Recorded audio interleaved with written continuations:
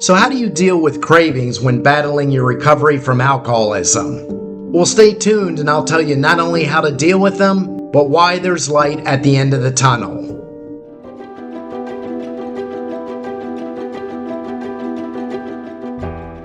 When one initiates the battle against alcoholism, it isn't the alcohol itself, but the craving for it with the cessation of its use. The human body is an interesting machine.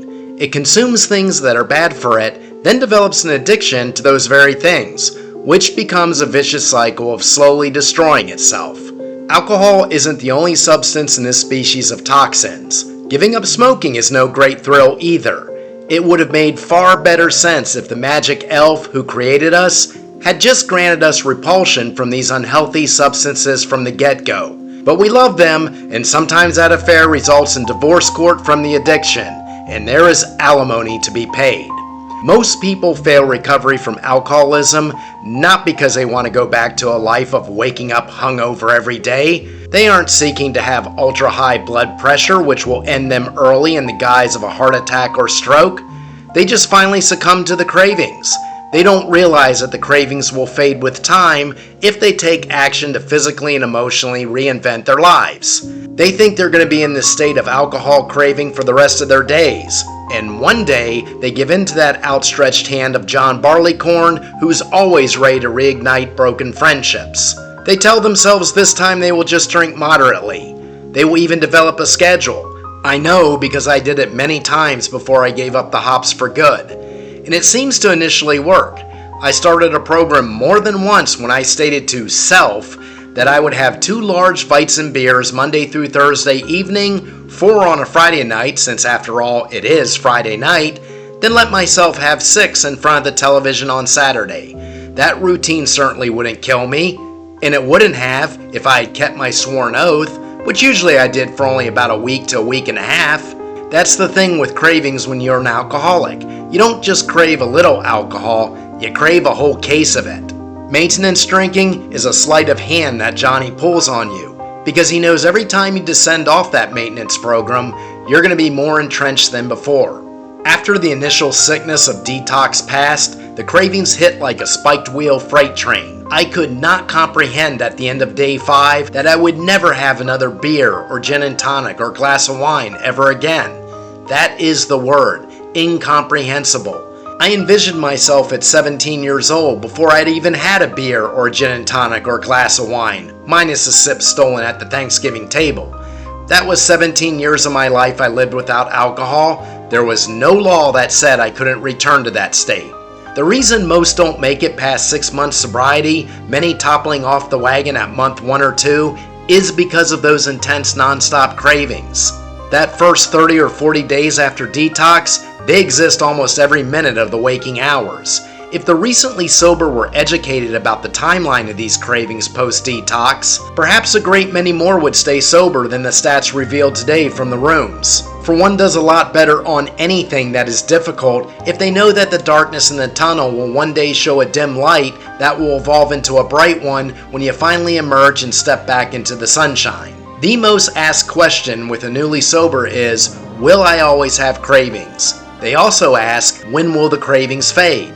I can answer these inquiries with not just a glimmer of hope, but a certainty that the day will come when you rarely think about alcohol at all. I contend, however, that going to AA meetings will impede this progression. I have stated that the rooms would be a good idea in the first few months of sobriety. Their methods of indoctrination would need to be changed, their philosophy altered, and the 12 steps abolished, but it might not be a bad thought in the beginning to hear a few stories that let you know you were indeed an alcoholic for sure, as the tales from others will mimic your own. After second phase, however, which I mark at day 45, one needs to reinvent his life on all planes, not sit in a circle regurgitating his past one. I say 45 days because this is where the real battle for your soul clashes its swords. This is where the cravings are continuous and intense, and you're surrounded by triggers that remind you of your former addiction. You may have to isolate yourself from the world until this phase passes, and if your friends don't get that, well then they don't. In this fight for survival during this time, I'm okay with using caffeine, sugar, or what have you to get through this second stage turmoil. Trying to live a clean life at this point, won't keep the cravings down. They're going to be charging at the gate no matter what. You just have to get through it.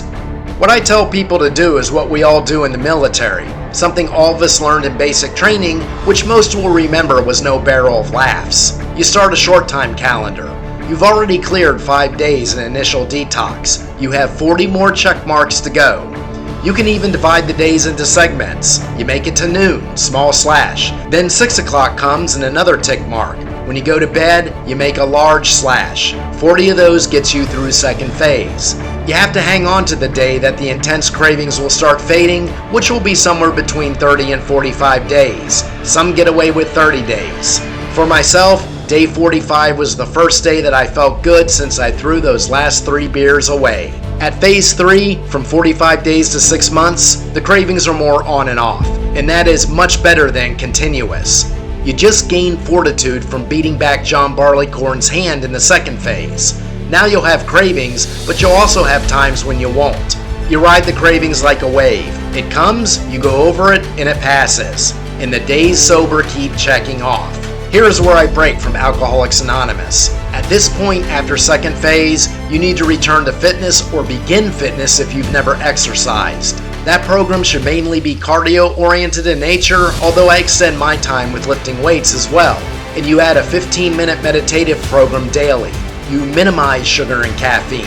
You don't have to be a body Nazi, just keep it minimal. You lose the smoking. These activities will reduce cravings now. The more they're reduced, the easier they are to beat back, and the days and weeks sober keep stacking. AA will have you eating sugar cookies and guzzling too much coffee, and this actually induces cravings. Then the negativity of the circle story time every night induces them even more. My cravings were minimal at the 6-month mark. They were a few a day, maybe lasting 30 minutes to an hour. By the 1-year mark, they were very infrequent.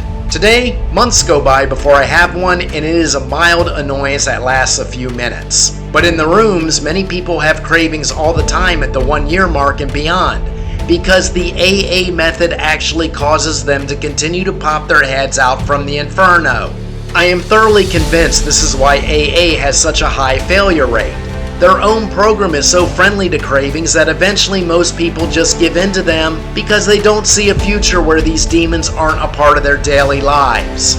Every once in a great while, even if you follow my program, something will trigger a gigantic craving. At almost 5 years sober, my thoughts of alcohol and its past were minimal. But I was training once in Thai boxing, my longtime art in the motherland itself. After I served as a cornerman for one of our fighters, a craving hit so hard as we sat in a pub after the bout that I thought I was back at week 3 sober. During my own long past days of fighting in school run bouts in America, I was advancing my alcoholism, so this trigger of the fight makes complete sense. It lasted about 4 hours, then vanished with the sun. How did I beat it? Well, I've beaten so many that I rode it like that wave I just described. I just waited it out. And yes, you have to have the discipline to do that, but you have the fortitude of knowing you can do it because you've done it so many times in the past. But mostly, I don't have cravings at all and haven't had them since the end of year 2 sober. And as I stated, they were infrequent by year 1 sober. If you keep yourself on a holistic program of physical fitness, emotional meditative work, clean diet with lots of fruits and vegetables, as well as to spend your off time in nature-oriented activities, while advancing yourself in various hobbies or career, you will have few cravings once you step past 6 months and definitely by 1 year. AA offers the opposite. They offer emotional distress in the circle and poor physical health with influx of caffeine, sugar, and those cigarettes at the breaks. A program that keeps cravings at their maximum potential. I do not have cravings for alcohol 99% of the time now, and the rare occurrences are so minor and transient, they aren't worth even noting. But in the beginning, the war against alcoholism is really just a war against cravings for the substance. But you must remember, all wars eventually end. If you concentrate on the reinvention of all your planes in this new sober life, one day the smoke will clear and you will gaze on the peaceful terrain where you will exist for the rest of your days. Now, if this content helped you, go ahead and follow along and subscribe. And check out my own personal spiritual reinvention on a 2,600-mile trail, The Shepherd and the Running Wolf, Path to Forgiveness on the Pacific Crest Trail. Link is in the description and usually free on KDP. And remember, Keep your contract. Be sober at sundown, and I'll see you at the next sunrise.